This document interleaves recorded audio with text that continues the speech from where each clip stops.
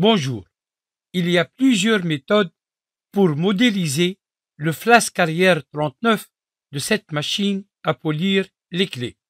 On va choisir une méthode facile avec des formes géométriques simples. Le flasque est constitué principalement de deux parties cylindriques et une partie prismatique. On va commencer par le premier cylindre. Pour cela, on va choisir le plan de face, tracer un cercle de diamètre 42 mm, puis l'extruder de 4 mm.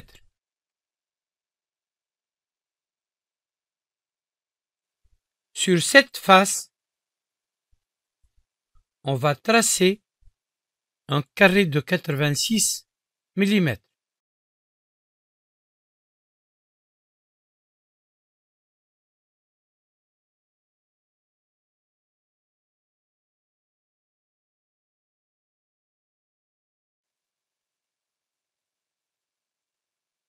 Ce carré va être au milieu de la pièce.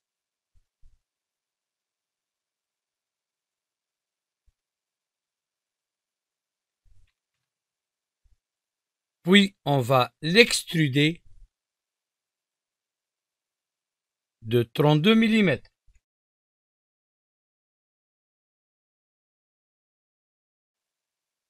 Sur cette face, on va tracer un cercle de rayon 12 mm, c'est-à-dire de diamètre 24 mm, et de coordonnées sur X et sur Y égale 70 sur 2, c'est-à-dire 35 mm.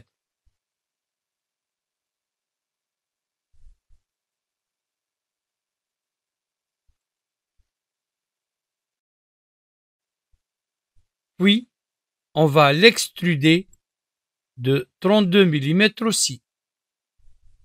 Sauf qu'il faut changer le sens. On va afficher les axes temporaires de la pièce. On va sélectionner le cylindre et on va le répéter 4 fois autour de l'axe de la pièce. Pour désigner l'axe de la pièce, je peux cliquer sur l'axe temporaire, choisir 4 avec un espacement constant et je valide.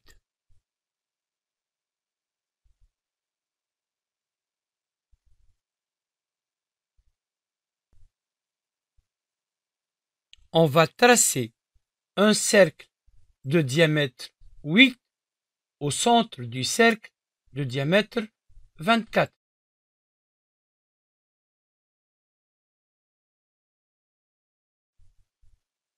Puis, on va faire un enlèvement de matière sur 32 mm ou à travers tout.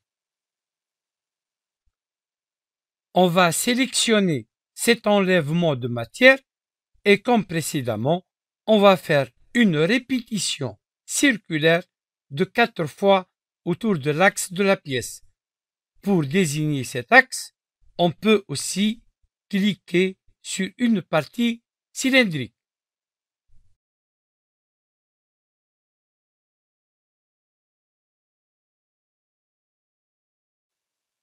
Sur cette face, on va tracer deux rectangles. Un rectangle tangent ici, sans toucher les trous.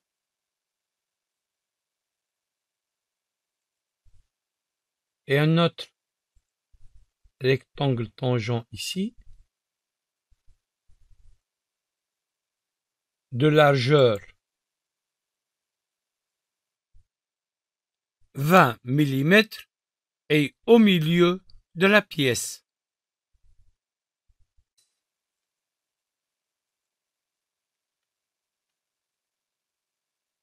Puis, on va extruder ces deux rectangles sur 32 mm.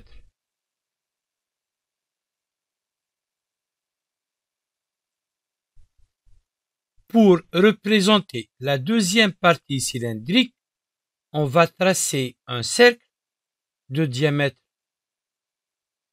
80 mm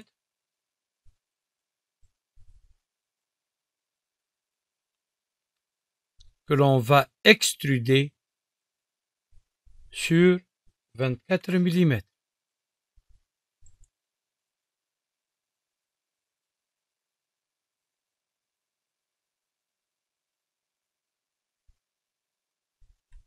Pour représenter la gorge, on va sélectionner le plan de droite et tracer un rectangle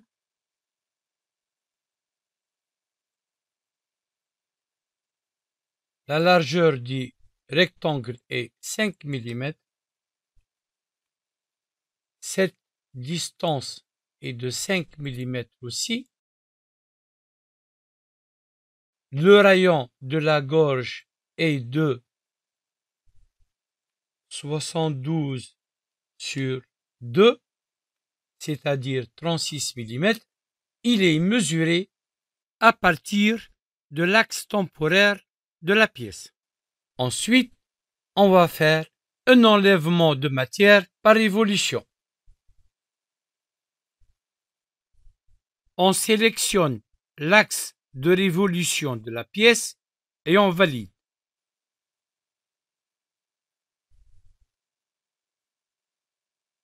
Sur cette face, on va tracer un cercle de diamètre 27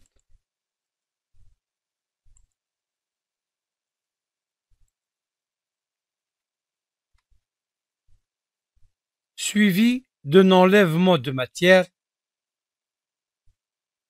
de 52 mm.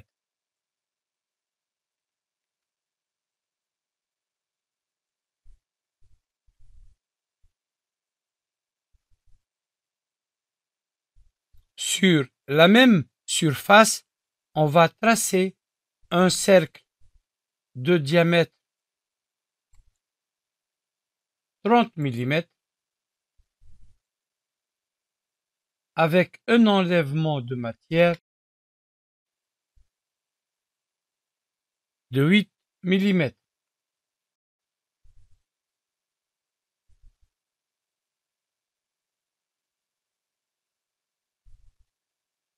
Maintenant, on va sélectionner cette petite surface. On va tracer un cercle de diamètre 34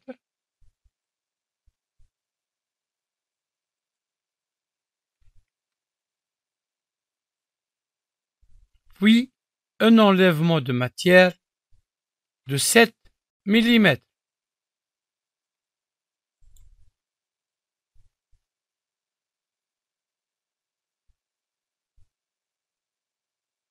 On va sélectionner cette surface pour représenter le trou taraudé M18.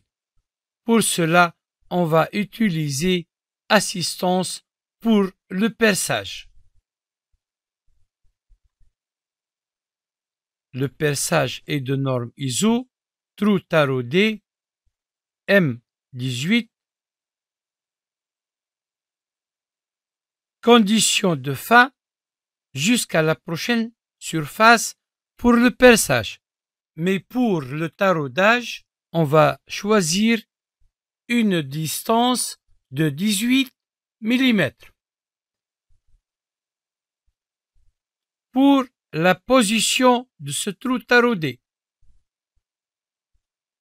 elle est au milieu. Je clique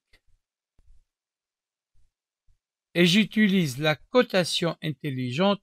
On a une distance ici de 15 mm et je valide.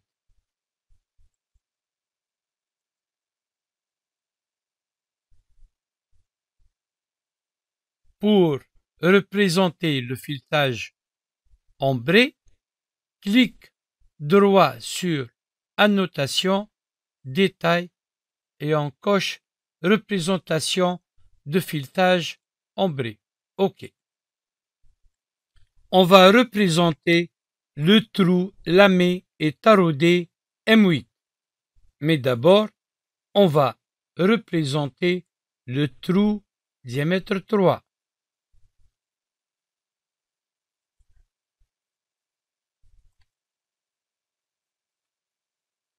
On a une distance ici de 18 mm. Enlèvement de matière jusqu'à la prochaine surface.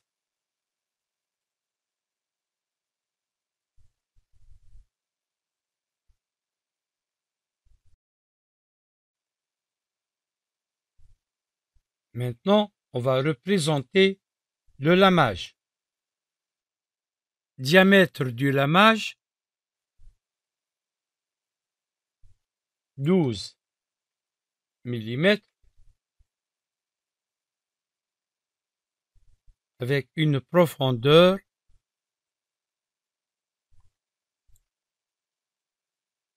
de 7 mm.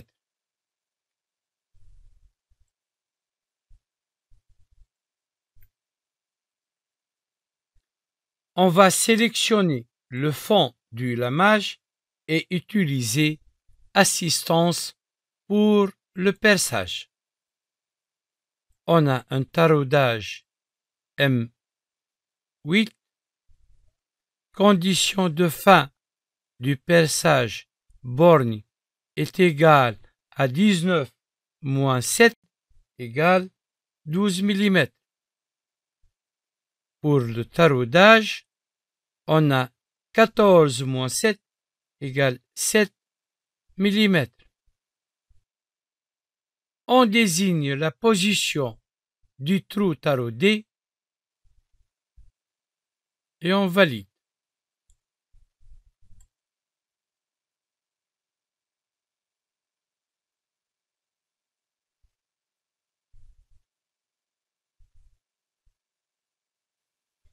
On va représenter le deuxième trou diamètre 3.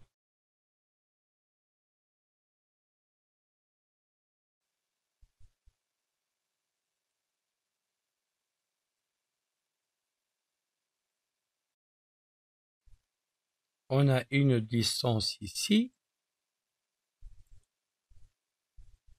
de 30 mm.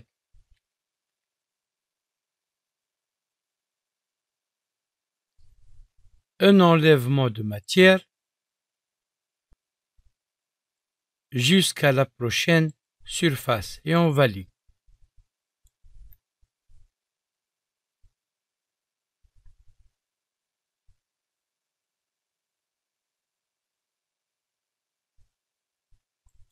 On va cacher les axes temporaires.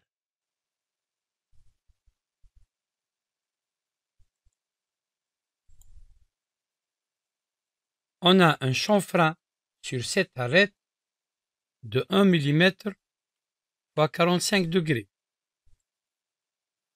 On a un congé sur cette arête de 3 mm.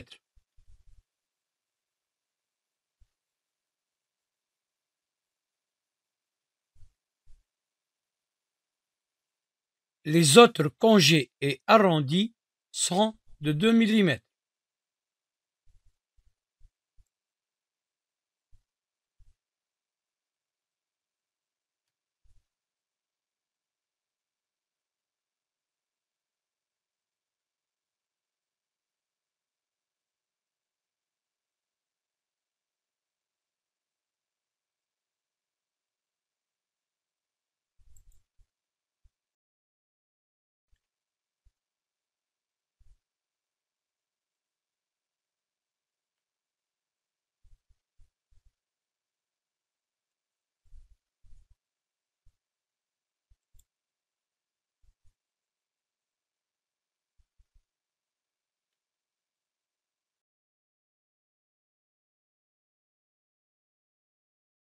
Merci pour votre attention. Au revoir.